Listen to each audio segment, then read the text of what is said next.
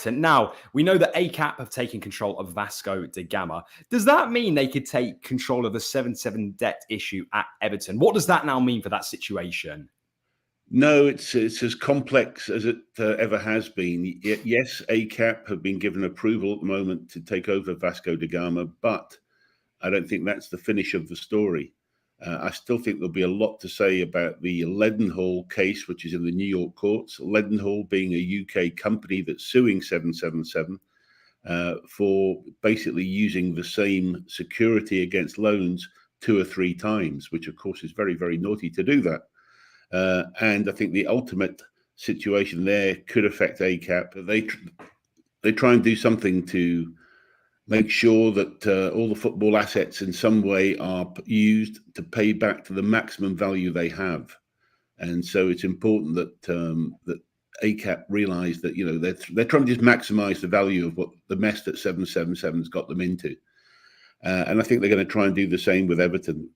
But as I say, it all depends on, I think, on this court case in New York, which doesn't look good at the moment for ACAP and 777. So that's what everybody's eyes are on right now, because that will clarify the situation around their football assets. So that's what we have to keep looking for. And there's no news at the moment.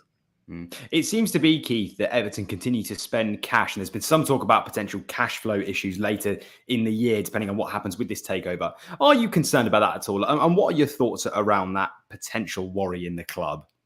Well, I spoke to the club the other day, and I mean, they made the case very clearly that they feel that they're cash rich at the moment, that there's no real, problems in terms of cash flow.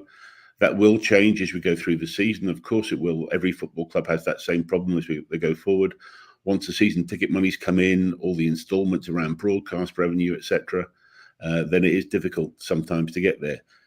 I think Everton will be fine.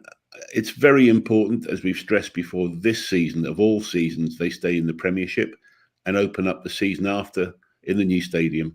And that's going to show any potential investors the actual forecast revenues become real revenues.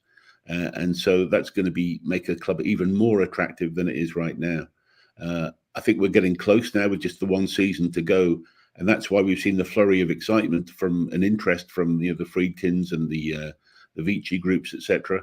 And so I think that as we get through, we'll be okay. So the present creditors will make sure that their assets are secured. And so I don't really have an issue with Everton having a cash problem. I think later in the season, I think they'll be okay. Talking of the potential takeover, Keith, is there any update on that, please? Do we know which suitors are emerging potentially to sort of move in the space of both 777 and the Friedkin group? In reality, no. There's a lot of talk. There's about 3 groups that I'm aware of that are circling as such. Nobody's been given exclusivity. And of course, the one thing that people seem to forget is that the Friedkin group have the 200 million invested now and have a control situation over the stadium. But also they and Rights and Media, as I understand it, would have a say on any other future takeover.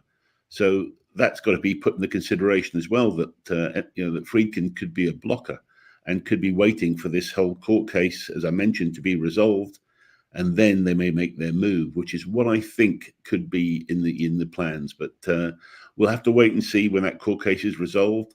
But there's certainly still interest. There's no doubt about it. Investors can see that Everton, even with the debt it has, there's still probably, I think, a positive valuation that can be done and a deal to be done that gets you still a great storied Premiership club. In terms of signings, Keith, we know the club are in the process. It looks like they're about to sign Jake O'Brien. What are your thoughts on that move? No, we needed the cover at the back. I think we need another centre half, so that really gives us 3 or 4 at the moment. But I think Michael Keane made the part as well. Now, we do need that cover. We also need a full back positions as well. So I think the defence is where there's going to be a bit of a focus going forward. Overall, I think it's been a pretty active window for Everton. I've been pleasantly surprised with the work done, but we're not finished yet. So we've got to see what on the outgoings, can we hang on to the Branthwaite situation? What happens with Dominic Calvert-Lewin? Still 2 big questions around the whole squad, as well as some other bits and pieces around the fringes. But overall, so far, so good.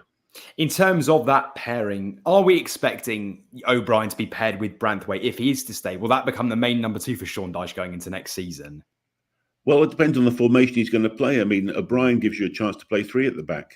So we'll have to see what sort of formation he favours. Look, Sean's done a lot of work already, I know, and I think he's pretty much determined to try and make a different sort of feeling and a more attacking sort of formation and feeling with the team this year.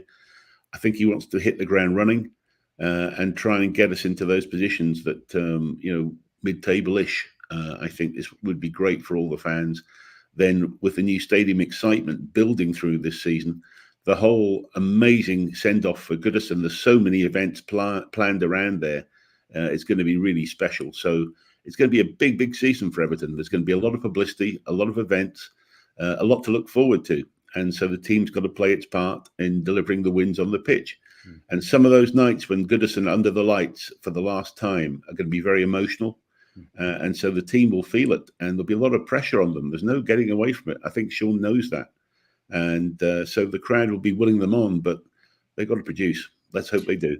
In terms of Dominic Calvert-Lewin, Keith, to kind of wrap up, do you have any inside news on his future? Are we expecting him to potentially stay post next season, or is it looking likely he might leave this summer? No, I mean, look, there's been so many stories that have been sort of ballooned up in the media. Trial balloons, maybe, I don't know, from agents or different clubs, etc. But nothing firm has really emerged at the moment. I still think he's a great asset when he's fit, and I think he will be fit this season. I think Dyche did a great job with him and his body last year in terms of fitness. And so I think he's a huge asset. I personally would love him to stay. I think he can become a real superstar this season. And I hope he does stay. So he's only got that 1 year left on his contract, though. And of course, the valuation means either he signs a new contract or he'll have to go with some sort of deal. So there'll be plenty of people waiting around to see which way he's going to jump. And we'll have to just hope that we end up with those two still in the squad.